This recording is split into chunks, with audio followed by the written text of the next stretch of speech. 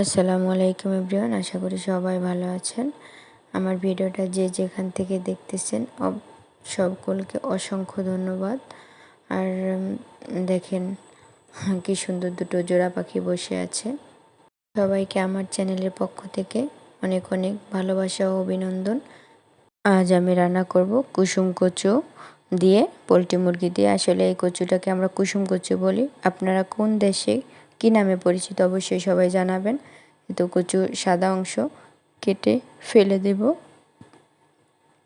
হলুদ যে কুসুমের অংশটা থাকে ওইটা নিয়ে নেব, ছোটো ছোটো পিস করে কেটে নিব।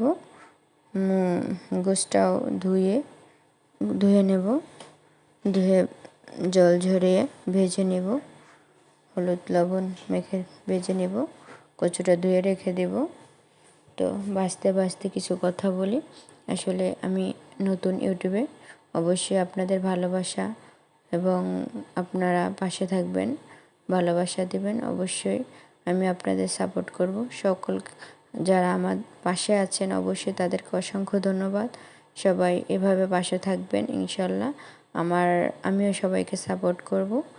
তো কথা বলতে বলতে গোশটা ভেজে নিয়েছি। এবারে তেল গরম করে পেঁয়াজ রসুন বাটা দিয়ে দিচ্ছি, দিয়ে দেবো আদা বাটা।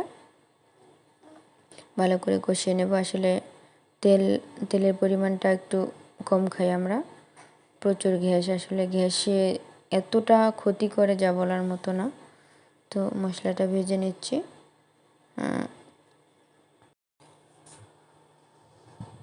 দিয়ে দেব দারুচিনি, এলাচ এবং তেজপাতা। মশলাগুলো গরম মশলা দিয়ে দেব। এরপরে হালকা ঝোল দিয়ে হলুদ গুঁড়া, মরিচের গুঁড়া এবং পরিমাণ মতো লবণ দিয়ে দেব।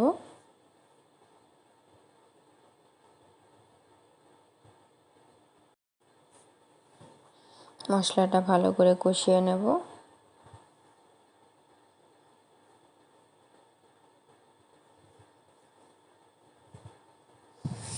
মশলাটা কষানো হয়ে গেলে দিয়ে দেব যে কচুগুলো, কুসুম কচু যেটাকে আমরা বলি।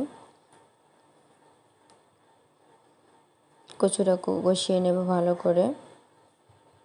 যারা যারা আমার চ্যানেলে যুক্ত আছেন, আমার পরিবারে আছেন, তাদেরকে অনেক অনেক দোয়া এবং ভালোবাসা রইল। আর যারা যারা নতুন আছেন অবশ্যই আমার চ্যানেলটা সাবস্ক্রাইব করে পাশে থাকবেন। ভিডিওটা স্কিপ না করে পুরোপুরি দেখবেন। অবশ্যই আপনাদের কমেন্ট পেয়ে আমি আপনাদের পরিবারে চলে যাব। সবাই কমেন্ট করবেন। তো কচুটা কষানো হয়ে গেলে একটু হালকা ঝোল দিয়ে মুরগিটা দিয়ে দেব, মানে গোশ ভাজা যেটা ছিল ওটা দিয়ে দেব। আর একটু কষিয়ে নেব। গোশটা দিয়ে আবার ভালো করে আর একটু কষিয়ে নেব।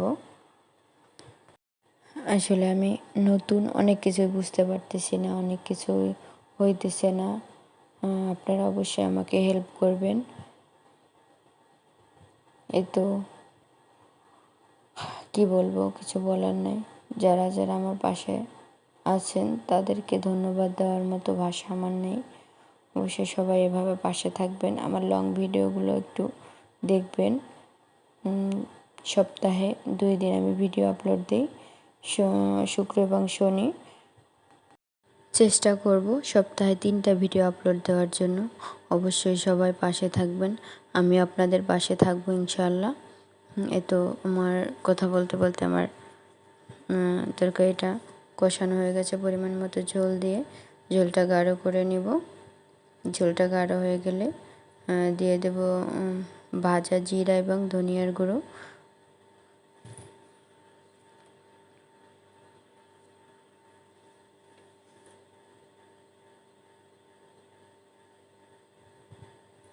ঝোলটা গাঢ় হয়ে গেছে।